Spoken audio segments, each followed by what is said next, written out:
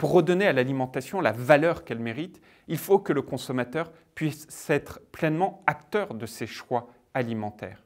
Et cela passe par l'information, cela passe par la transparence. C'est ce que permet la plateforme Numalim. Et c'est précisément ce qu'attendent les consommateurs.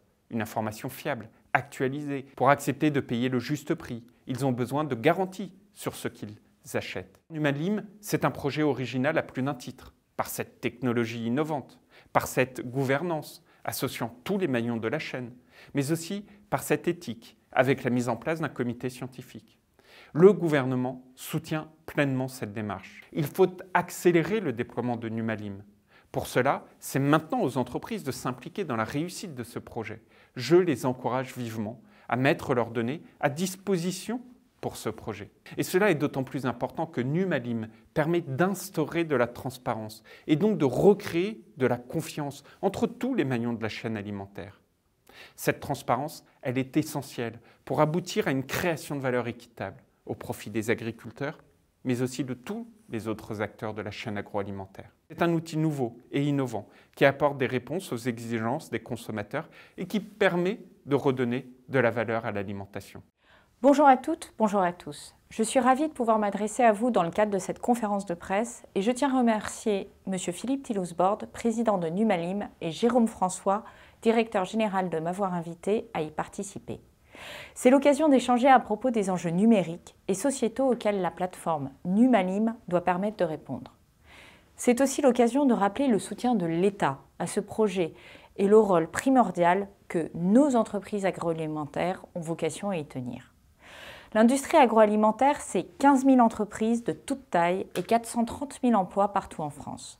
La crise sanitaire que nous vivons a rappelé à tous l'importance d'avoir une industrie agroalimentaire compétitive, innovante et surtout souveraine. Pendant les périodes de confinement, notre industrie a tenu, mais nous avons aussi pu prendre la mesure de nos vulnérabilités. Ce d'autant que, comme toute l'industrie, notre industrie agroalimentaire est confrontée à deux transformations profondes, une transformation numérique et une transformation écologique. Le constat est simple. Nous, consommateurs, passons désormais au crible les informations que nous pouvons avoir sur un produit avant de l'acheter. L'origine, la qualité, l'empreinte carbone de ce que nous trouvons dans nos assiettes, dans les rayons des supermarchés ou sur les plateformes de vente en ligne, sont devenus des critères de choix déterminants pour notre alimentation. Les États généraux de l'alimentation ont montré que les consommateurs attendent davantage de transparence de la part de l'industrie alimentaire. De ce constat naît un besoin, rendre disponible une version numérisée des informations sur les produits alimentaires. Cette information, elle est nécessaire pour éclairer le choix du consommateur sur les ingrédients, les apports nutritionnels, l'empreinte carbone, l'origine des produits ou encore la date limite de consommation de ce qu'il achète. C'est pourquoi nous avons décidé, dès 2018, de soutenir le projet Numalim. En mettant sur pied une plateforme sécurisée pour héberger les données produits numérisées, les fiabiliser et les valoriser, Numalim permet aux entreprises alimentaires de devenir les premiers acteurs des transformations en cours, de créer de la valeur et de donner la possibilité aux consommateurs de maîtriser leur choix alimentaire.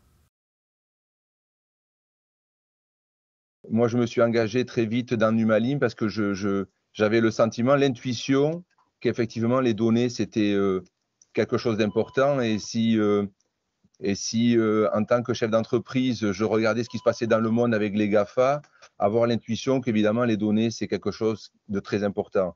Je voudrais dire aussi que vous avez parlé de la transparence par rapport aux consommateurs. Moi, en tant que chef d'entreprise, la transparence vis-à-vis des consommateurs, ce n'est pas une finalité, mais c'est un moyen. Moi, ce qui m'intéresse, c'est que la maîtrise des données, ça crée de la valeur pour mes entreprises.